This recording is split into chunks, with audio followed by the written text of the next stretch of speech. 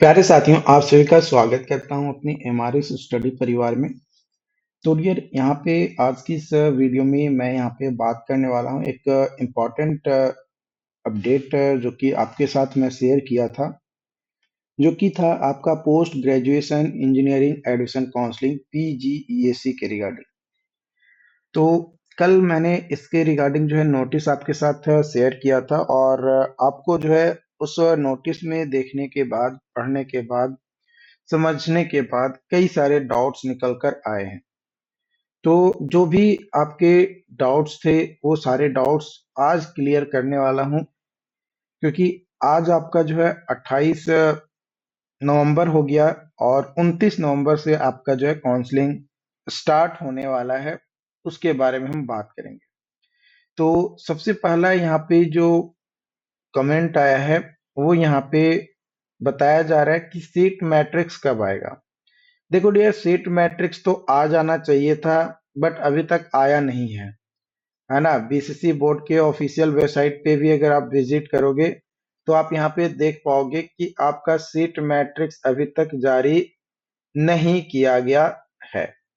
अब क्या रीजन रहा है सीट मैट्रिक्स नहीं जारी करने का, ये तो अब बीसीसी बोर्ड ही बता सकता है कि क्या रीजंस है कि भाई हम सीट मैट्रिक्स वो जारी नहीं कर रहा है। ओके, दूसरा सवाल भी सीट मैट्रिक्स को लेकर ही है। तीसरा यहाँ पे सवाल जो पूछा गया है, वो पूछा गया है आपका कि सिविल इंजीनियरिंग में सीट कितना है। आपको पता है कि सिविल इंजीनियरिंग में आपका ट्रांसपोर्टेशन, स्ट्रक्चरल, जियो टेक्निकल, ये ही दो तीन पेपर हैं या सब्जेक्ट्स हैं जो कि आपको एमटेक में लेने हैं। तो उसमें कितना सीट्स है, तो देखो, जब तक सीट मैट्रिक्स नहीं आता है तो इस पे कुछ ज्यादा कमेंट नहीं किया जा सकता है ना। मतलब आपको रिप्लाई नहीं किया जा सकता कि हाँ, कितना सीटें जो है आपकी खाली है।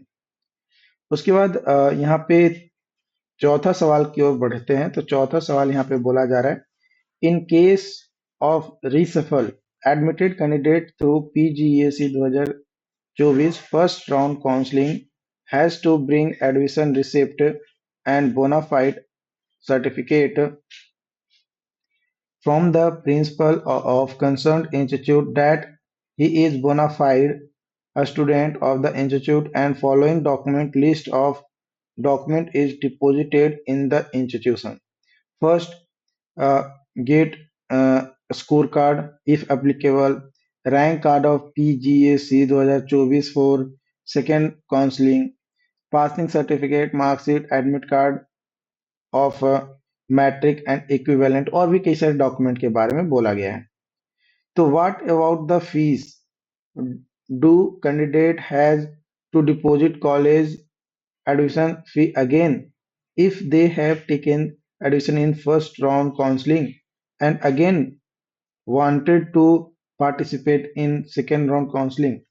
देखो, यहाँ पे ये जो कैंडिडेट हैं, ये मुझसे ये पूछना चाह रहे हैं सिंपल से भाषा में कि अगर हमारा फर्स्ट राउंड काउंसलिंग में एडमिशन हो चुका है, मानकर चलो एमआईटी में, है ना, मुजफ्फरपुर इंस्टीट्यूट ऑफ टेक्नोलॉजी में, ठीक है।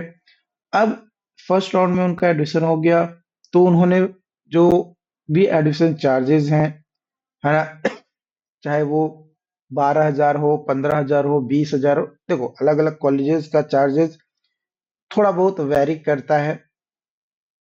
तो जो भी चार्जेस उन्होंने पे किया फर्स्ट राउंड काउंसलिंग में, तो क्या फिर से उनको पैसा पे करना होगा? तो इसका सिंपल जवाब है नहीं। अगर आपने एक बार फर्स्ट राउंड काउंसलिंग में पैसा पे कर दिया है, तो सेकंड राउंड काउंसलिंग में आपको पेमेंट करने की जरूरत नहीं है। तो उसके लिए करना क्या है? उसके लिए करना यह है कि जब आप अभी डॉक्यूमेंट वेरिफिकेशन करवाने जाएंगे, तो वहां पे डॉक्यूमेंट वेरिफिकेशन का एक रिसीविंग मिलेगा। डॉक्यूमेंट वेरिफिकेशन का एक रिसीविंग मिलेगा। उस रिसीविंग को अपने पास रखना है। इसके अलावा कॉलेज से जो प्रिंसिपल्स हैं कॉलेज के आपके, उनसे बोनाफाइड सर्टिफिकेट बनवा लेना है। और आपका जो एडमिशन करवाए हैं उसमें फी रिसिप्ट भी होगा।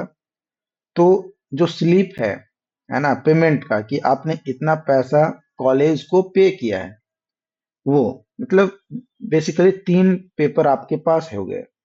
तो वो 3 पेपर आपके जहां भी सेकंड राउंड में एडमिशन होगा, वहां पे वो तीनों पेपर सबमिट करने हैं।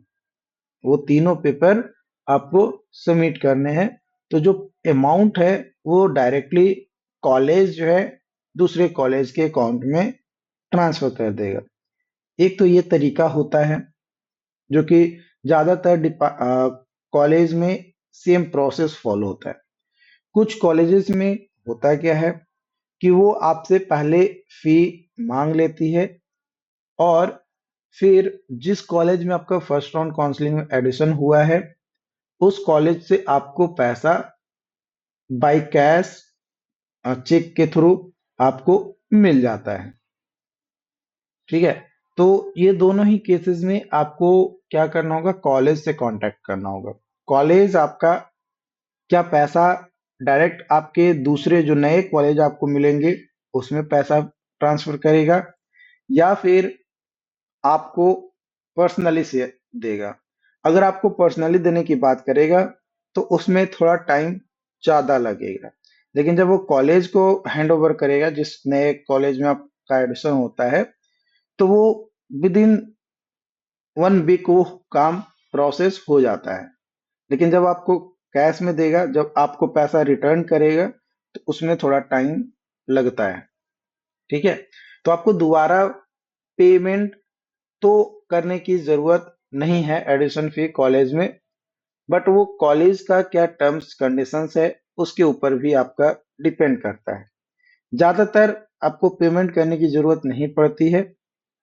कुछ ही कॉलेजेस हैं जिसमें इस तरीके की पॉलिसीज अपनाई गई है, और हर बार ये चीजें कई सारे लोगों के साथ दिक्कत होती है।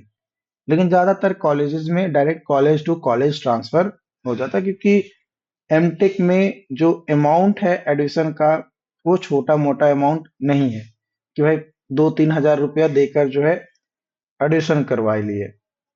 उसमें अमाउंट जो है थोड़ा ज्यादा लगता है। तो अमाउंट तो ज्यादा लगता है तो डायरेक्ट कॉलेज को ट्रांसफर कर देती है, कि कोई भी मिडिल फैमिली के पास उतना पैसा नहीं होता है कि डायरेक्ट एट इंस्टेंट जो है वो पैसा शेयर कर सके।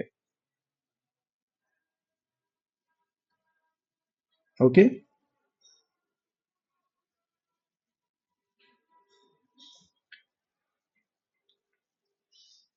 बाकी जो भी अपडेट्स होंगे आप लोगों के साथ शेयर किया जाएगा।